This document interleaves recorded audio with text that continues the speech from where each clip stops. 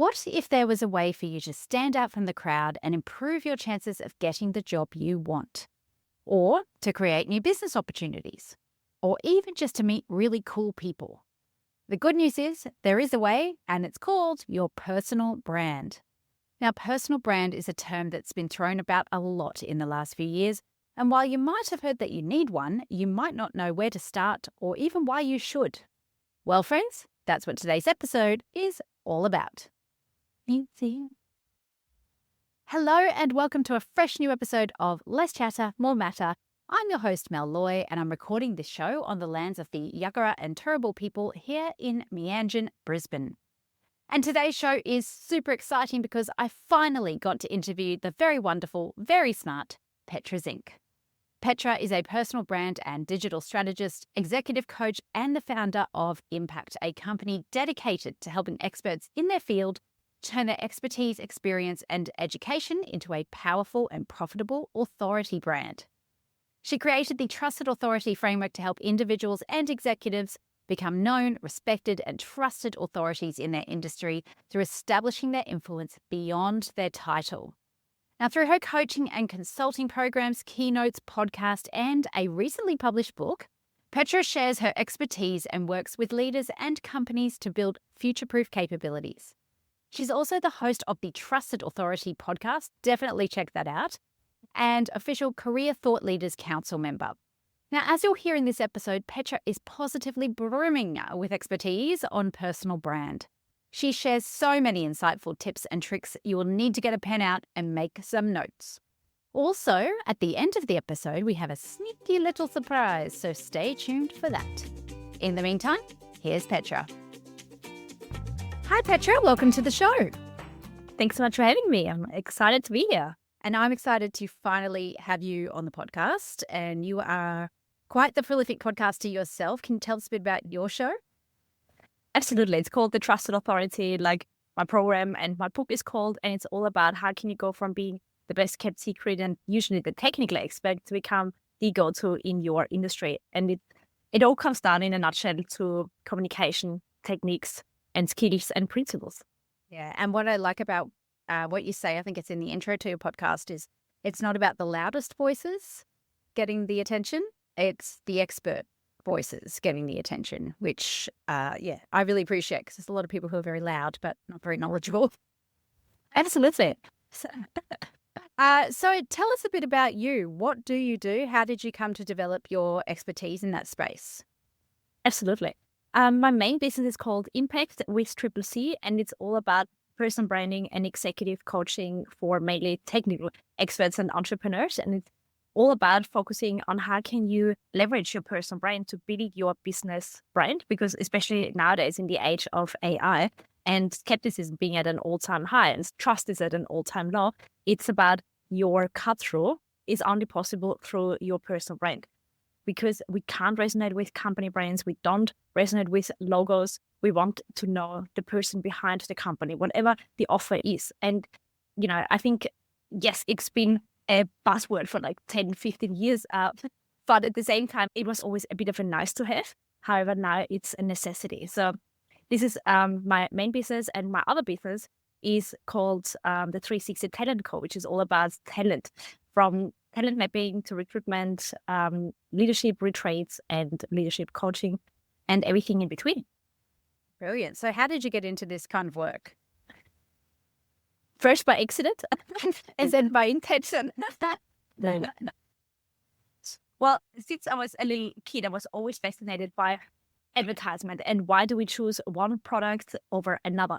And literally when I was 8, 9 years old, I was just watching commercials and just analyzed why did they do that and why did they say that. And then it got me into studying brand and product marketing for the FMCG industry. And I did it for the first 10 years of my career and I loved it. I thought it was my one and only career until it wasn't anymore. Like there's only so many products that you can brand and market and it's always the same. I also worked my way up very quickly, and I always say now in hindsight, probably a little bit too quickly because nobody gave me the feedback. I didn't have any coaches. I didn't have a strong leader who actually gave me feedback on my blind spots. And I came in on a Friday morning and my manager called me in and said, let's go for lunch. So I thought, clearly it must be time for my next promotion. And it wasn't the case. In fact, it was the opposite. She put me on a performance improvement plan. And it just completely took me by surprise because I didn't prepare for that. And I said, but how is this even possible? Like, I'm the one who is first in, last out. I take on all the projects and responsibilities. And she said, yeah, absolutely. You outwork everyone. But in your role, your job is to influence, and you look after 18 boards. And we don't see you communicating and influencing at that level that we need you to. You're just doing the work, but you're not enabling the team to do the work so that you can actually do the influencing, the stakeholder and relationship building and the budget management. And I thought, okay, so clearly what got me there, which was my biggest strength to outwork everyone, is now my biggest weakness. And nobody prepared me for this change in seniority. And it bruised my ego, not a little, but a lot. So I thought, I'm not good enough for marketing. I'm out of here. And I got into digital and tech recruitment. Now, I didn't come from this background. And Hudson was back then the only agency that gave me a chance after getting 16 rejections by all the other agencies. And I thought, okay, I can do this. So I just reached out to pretty much half of Brisbane and just interviewed my candidate. And I just asked the most basic question you can imagine, like, what does SEO stand for? How did you get into that field? Like, how do you upskill? Because back then there was not traditional education.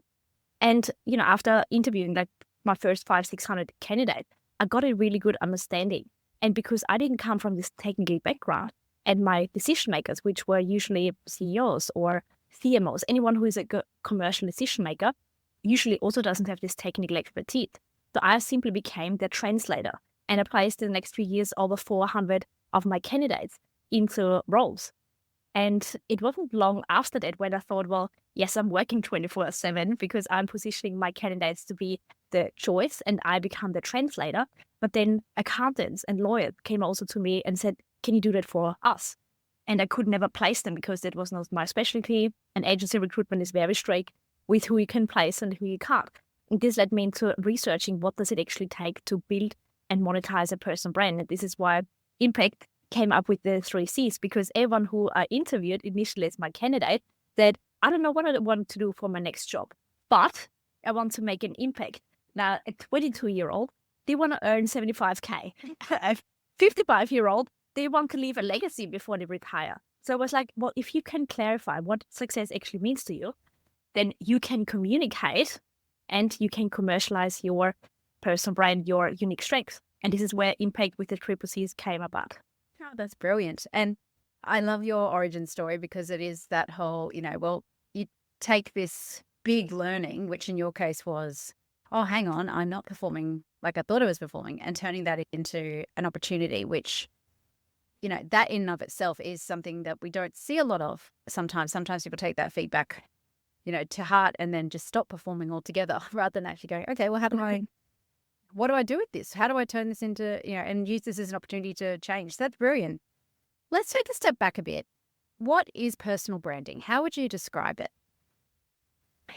It has all the different definitions. However, what it is, initially is, or essentially is, it's your reputation. And everyone's got it already, but with this digital first age that we live in, everyone Googles each other now. So your reputation is now gone online, and most first interactions happen way before we meet somebody, because somebody is Googling us, or they are LinkedIn stalking us, or they're checking out on any other social media platform. So they are forming an opinion, a perception about us, whether it's true or not. Now, the good thing is that we can shape what this perception is all about. So personal branding is basically the space that you occupy in other people's minds. I love that, the space that you occupy in other people's minds. And why is that so important? Like you say, people do, I do it too. We stalk people on LinkedIn and all those sorts of things. But, why is it so important from a career perspective?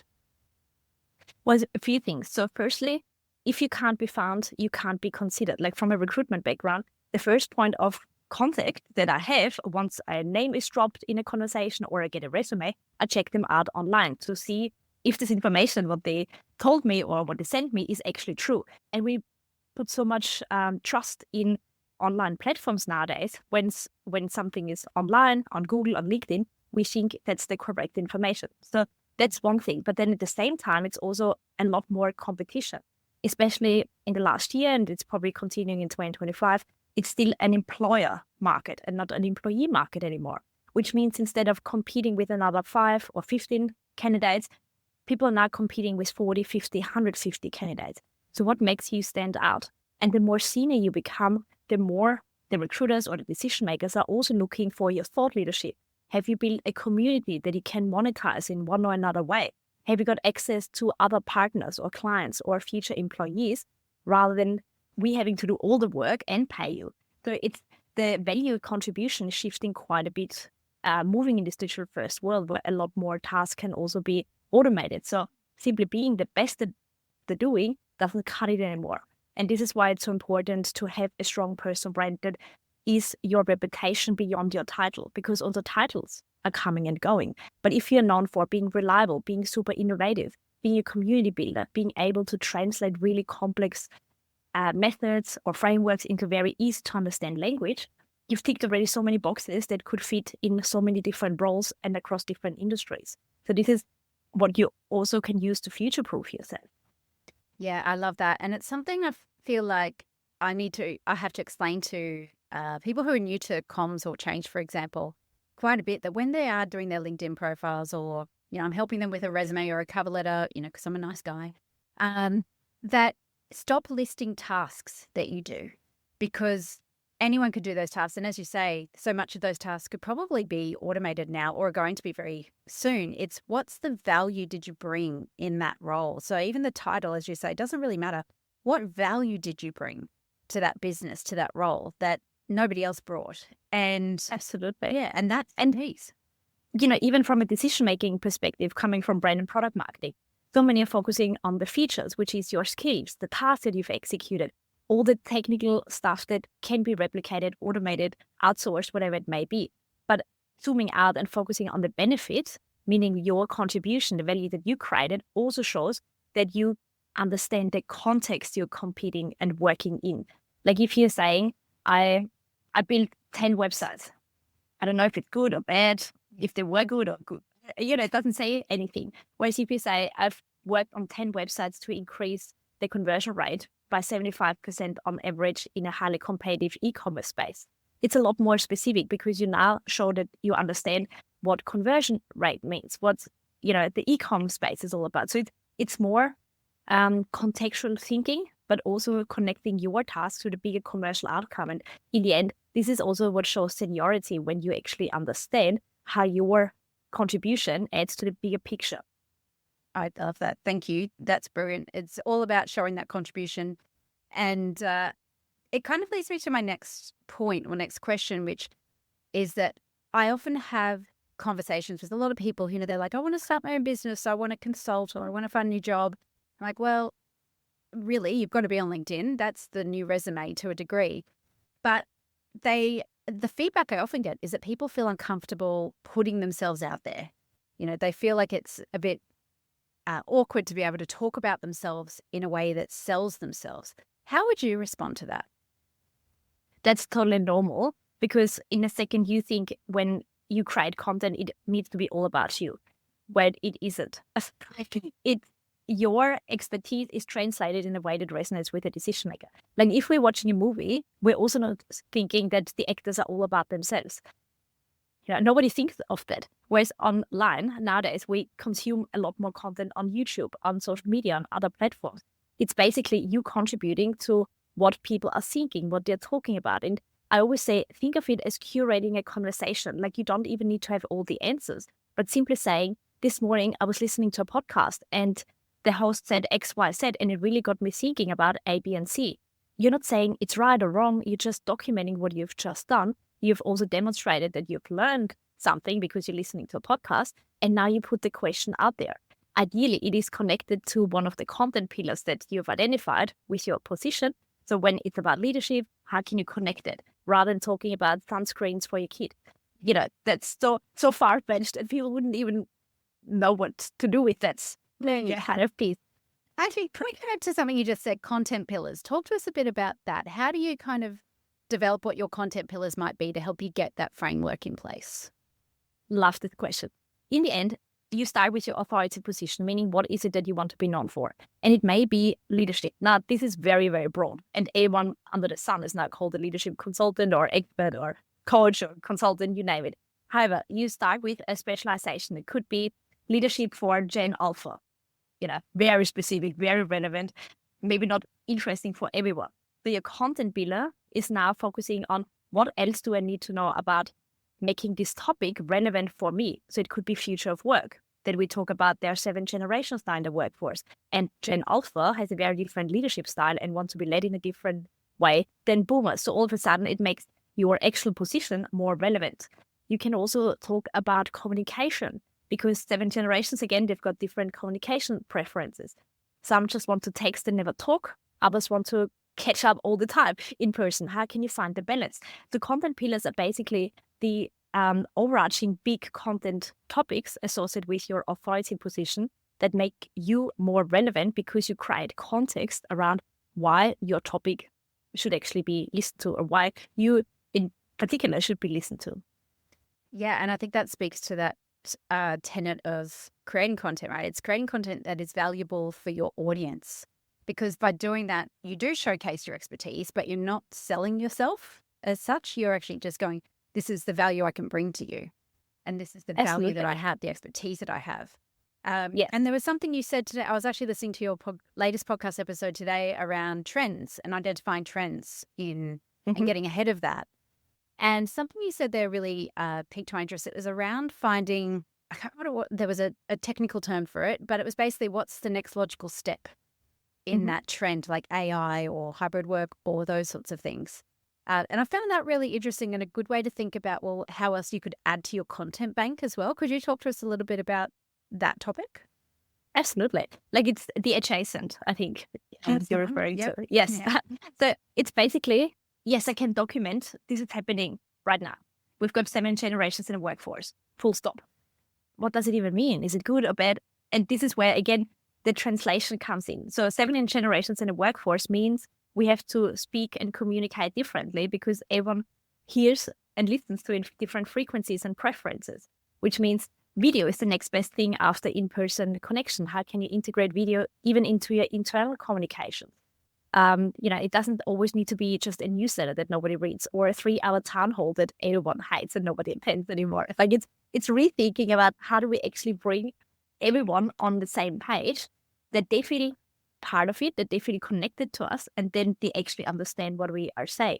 And this is thinking about this, next step. So for example, what I've been thinking a lot of is decision-making process. So 7 generations, coming back to the topic again, this year in 2025 is the first year where a lot of boomers are retiring and more millennials and Gen Zs are stepping into decision-making positions. Now, I don't know about you, but I don't know any Gen Zs who love to call. Definitely not cold call. And yet so many companies still pick up the phone and say, hey, do you want to buy my solar panels? Or whatever it might be. Of course they say no, because they don't even like to speak with a family or friend on the phone. So we have to change how we actually create content that this generation can consume on their terms, on their platforms, and in a format that resonates with them. It's usually YouTube or short form video. So it completely changes also how, as established organizations, we position ourselves and communicate to this next level of decision makers, because the old and tried and tested ways of selling, cold calls, attending conferences and having stands at those conferences for days, it doesn't necessarily resonate with them anymore. So it's just about thinking, what do those trends or whatever you're observing or learning mean for your area of expertise, and how can you translate that so that you are setting the trends and actually get people along the way by educating, rather than just jumping along and then saying, oh yeah, I knew that too. Everyone says that. Yeah, for sure. Thank you for that. And actually, that leads me to just another question around channels. So we've talked a bit about LinkedIn really kind of being that base for thought leadership and personal brand. What other channels could we be considering if we're trying to build that personal brand and get ourselves out there? Like this year, 100% YouTube is an incredible channel that just goes up in consumption time. The more, again, millennials and Gen Zs are watching YouTube on actual TVs than just on their laptops, which means their whole content consumption is changing. Not just Netflix, like that is actually going down, but on-demand channels is going up. Having said that, YouTube long-form video is just so hard for most of us. Like I've tried many, many times. I'm still trying, but it is not easy. with that said, it's still all other people's channels, and with that, a rented land. And we don't want to build a business on rented land. So the next best thing is to obviously have own communication channels. Email list, as boring and as 2000 as it sounds, it's still a good thing because you own the context. You own the way how we communicate, when we communicate. And we can't be blocked. Like, so many build their businesses on TikTok and then it was bad. And now I think it's back up again. But you can't rely on any other channel other than your own to build anything of substance. Yeah. And I think the other thing about email is I find it can be a lot more personal. You can, yes, you've got these big email lists that, you do and newsletter out to or whatever, but it still sparks conversations. Like every fortnight, I still get people who respond to our newsletter and I have a chat with them via email as well. Whereas, people put comments and likes maybe on your posts, but it doesn't often spark a genuine conversation, I feel, as well, which is absolutely a big part of that personal branding piece is your relationships, right? Like how do you build trusted relationships? So on that. Oh, sorry, go for it. Well, just want to also jump in to think about this decision-making process. Like, yes, social media grabs attention, but it doesn't hold necessarily attention. So the one job of social media is to get people off social media in the end. And, if you think, I consider joining a retreat or enrolling in a course or working with a coach, whatever it may be, am I going to purchase directly from LinkedIn or from TikTok even? Chances are, if I spend 3, 5, 10 grand, no. I want to do my research, and I am in a very different mindset when I actually get onto my laptop, because usually you consume those long form content pieces like a newsletter and so forth more on a desktop still or a laptop rather than on the go. So you are in a different mindset, meaning you can talk to an audience in a very different way than when you just scroll through whilst waiting for their coffee. Yeah, I agree. I really like what you said there. The goal of social media is to get people off social media. I wish people thought that way. So what are the steps you recommend people take to develop a personal brand that is authentic and works for them? Well, so many, especially early in the year, are all about goal setting. And don't get me wrong, I love goal setting. But if there's no vision to what you actually want to achieve, all the goals are irrelevant because you don't have a reason why you actually do it. And so many are still in this trap to follow a tried and tested path. I want to have the 6 figures in my business. I want to have this certain title. Very superficial goals that others say it's success. However, it may be that you want to work only 3 half days and then go to yoga 5 times a week. Like, it doesn't really matter what you want to achieve, but what is your vision for what you want to be known for to start with? And then we work our way backwards. What are the goals now aligned to that? Once we know the goals, what are the gaps to get there? And all of a sudden, this big obnoxious word strategy is becoming quite easy, because now this is where I want to go. This is where I'm right now. What are the 3 to 5 steps that I need to take right now to get some results? And then I can iterate. Like, so many also think that once I define my position, what I want to be known for, I have to talk about this topic forever and 2 days. Whereas we don't. So all of a sudden, people can also associate opportunities with your contribution that you often don't even know of. So I would say, firstly, what is a vision? What is success for you in, 10 years, 3 years, 1 year, and then 6 months from now, to also break that down? Then what are the goals associated to the bigger vision? What are the gaps? What do we need to actually do right now? And then take one action step after the other and then iterate from there. Because often we also have this romantic feeling of something. Like, so many of my clients want to be public speakers, and I love that for them. But then they see what actually goes in being a public speaker, from rehearsing hours and hours to practicing, to researching, to traveling. Like this, it sounds romantic, but it's not. You need to be committed and not just interested to actually maintain this business, the career, the lifestyle. So yeah, that's where it starts. That's brilliant. I think, as you say, having that vision and a real clarity is really important. It is something I've struggled with, because I'm the type of person who's never really had a plan. I just can't go with it and see what comes up. And well, you do well. Chase the latest shiny thing. But I know it's something that would actually really help me to, get get further faster if I had that clear guardrail. So thank you for sharing that.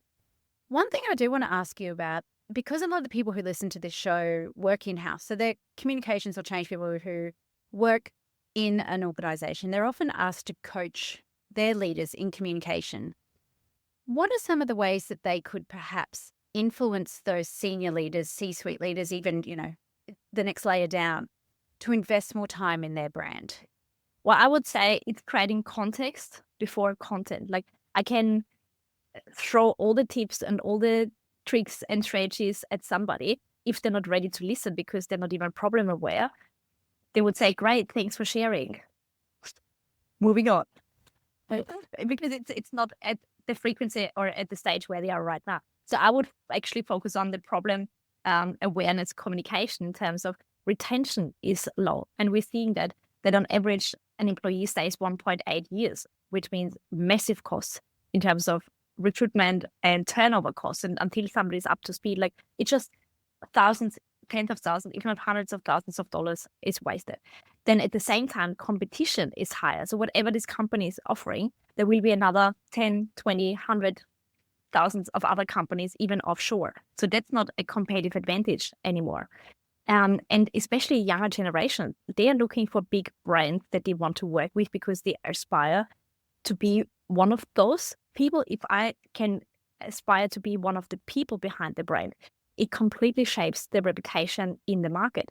Plus, it also builds goodwill. Like, I've worked with very high-risk companies that created some goodwill in the community through content, through events, because they had a massive impact on their lifestyle. And probably the last one that hardly anyone talks about, but paid media, Facebook advertisement, Google ads, whatever it may be, it's incredibly expensive, especially when there's times like the election, when anything is happening. We have to compete with the really big brands. Plus, it also doesn't get the cut through anymore. Whereas organic content is an amazing opportunity to test any kind of messaging, what resonates, and then put money toward any kind of paid media.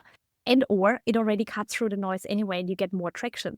If you think everyone has at least 500 connections these days, if I've got 5 executives in my team, and each of them has even just 500, everyone usually has a little bit more, but I've got the opportunity to have 500,000 to 1 million impressions throughout a year by simply having a few posts across 5 different people. And how much would that cost? Like, I just did my analytics and I had 790,000 impressions last year. And if I just put, 50 cents towards it, usually my leads cost between $12 and $30. I couldn't afford that to just put into paid media. So this is just another very practical consideration why personal brand should actually be a focus in 2025. Yeah, I love that. So it sounds like, we can be talking to the leaders in our organizations about, as you say, getting clear on what's the problem that a personal brand can help to solve. It won't be the whole solution, but it will help solve it. And a lot of that is the, as you say, recruitment. Like, that stat was really interesting. 1.8 years is the average time people stay in a job. That's insane. It feels so short to me. And as you say, the cost benefit as well. So thank you. That's really good advice. One last question. We all know that artificial intelligence is a big part of our worlds now. It's not going anywhere. It's only going to get bigger. What role do you think AI could play in the personal branding process? Like, it helps you to create content faster. But nowadays, because we can't compete on content anymore, we're competing on distribution. Meaning, how can you make sure that you're actually, whatever you put out there is relevant for your audience? And this is where personal stories and personal insights come in. So instead of saying the 3 steps to build a business, change to say the 3 steps I took to build my business. Because nobody can compete with your story to start with. Nobody can Google that as such.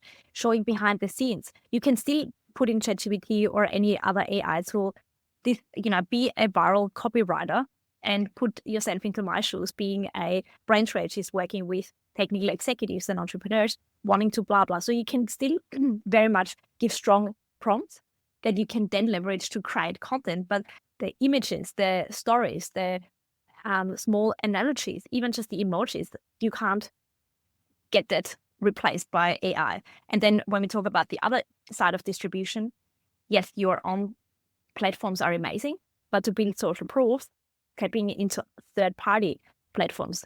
Like what we do, for example, I've got now the opportunity to get in front of your audience. You were on my podcast already. So this is now where we can tap into each other's audiences, and we've got all a slightly different elements to bring to kind of the same audience.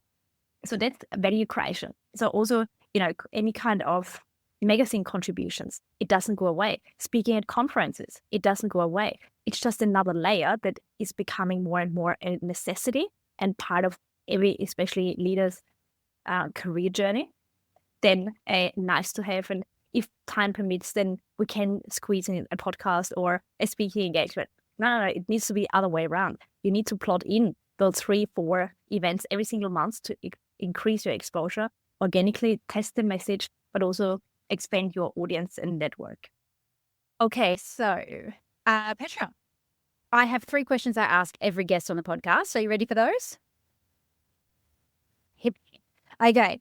What's one of the best communication lessons you've ever learned, and how did it change the way you approach communication? It needs to be clear over clever, because initially I grew up in Austria, and in German, which was English equivalent, it was all about the longer you can write, the higher the chances for you to get a good grade. So I was just fluffing around for pages and pages because that got me a good grade, saying nothing in the end. And my partner Steve says, keep it brief. Like brevity is key, and also clarity is kindness, as Brené Brown said. And it's so true, because we're trying to come up with all the sophisticated words and the long sentences, and we don't realize people's attention spans are so short, and not everyone's got the same experience or technical training that we have. So when we throw out all the abbreviations and the jargon and they're switching off, it's actually a disservice to them, and it makes them feel bad about themselves because they don't know it, and because they feel bad about themselves, they don't like you. It's such a spiral. Love it. Clear over clever. Yes, please, everybody who's listening to this, pass that on to the people you know. Okay, second question. What is one thing you wish people would do more of or less of when communicating? Say this not so much about what they're saying, it's more about how they listen. Because in the end, everyone just listens to respond rather than listens to understand. And it's often what people don't say that's the most important element, but because everyone is just rushed all the time and in their own bubble and focusing on themselves, they're focusing already on what they're saying before an answer was given. So I would say listen more rather than trying to speak more. I love it. Love that. And last question, who do you turn to for communication advice? Over the last few months, I've been fascinated by the 20-year-olds YouTubers. Incredible. Like, I've subscribed to so many channels over the last even just 3 months. They're like 23, 26, multi-million-dollar business owners who are explaining AI automation so clear, so clever at the same time, and using storytelling. Like in my 20s, I could have not done it. Even in my 40s, it's like, honestly, even though, we're studying that all the time, but it's so foreign. They're just explaining it, walking around, incredible. Having said that, in terms of actual names, I would say Alex and Layla Hermoz, very different communication styles. But I always think, what would Layla do in this moment when, because she's such a straightforward shooter, but still being very kind. And, Dan Coe, he's incredible thought leader, very black and white. I love how he simply translates really complex ideas. Seth Godin, an oldie but goodie, but he's always so much on the pulse with everything. And I think what attracts me with him is he's gone through the decades of how marketing has changed and also documented this evolution in such an easy to understand way to say, oh, that makes sense. So it feels, I feel educated, I feel good about myself, so I like him. And this is what, when we come back to how can you make people feel educated, inspired, entertained in a way that resonates with them rather than trying to show how good you are. I love it. And full circle back to the whole topic of this podcast, right? I love it. Well, Petra, thank you so much. We covered so much ground there, but I know there is so much more that you have in your brain that is just amazing. And, we have a shared love of frameworks as well. So maybe we'll cover that in another episode. But for now, if people want to learn more from you, how can they get in touch? Definitely LinkedIn. This is my second living room. I would say This is literally where I live online. And then on my podcast, it's probably the easiest way to also tune in. Trusted Authority. You'll find all the links there. And we're putting those links in the show notes as well, so you can easily find them. But of course, just do a quick Google for Petra. She will come up, trust me. And Petra and I are also doing a little scheming behind the scenes. We've got a little idea bubbling away in the background for a very special event later in the year. So we'll have some more information on that soon. So stay tuned for that. So hopefully that's piqued your curiosity a bit, but you want to hear more about this, right? Just want to say you do not want to miss that. We're pretty excited. But for now, wait and find out. Just keep following us both on LinkedIn. We'll be sharing some more information very soon on what we're cooking up. So I'm excited. Petra, thank you so much for being on Let's Chat and More Matter. Thanks so much for having me, Mel. I'm really, really grateful to be in the show.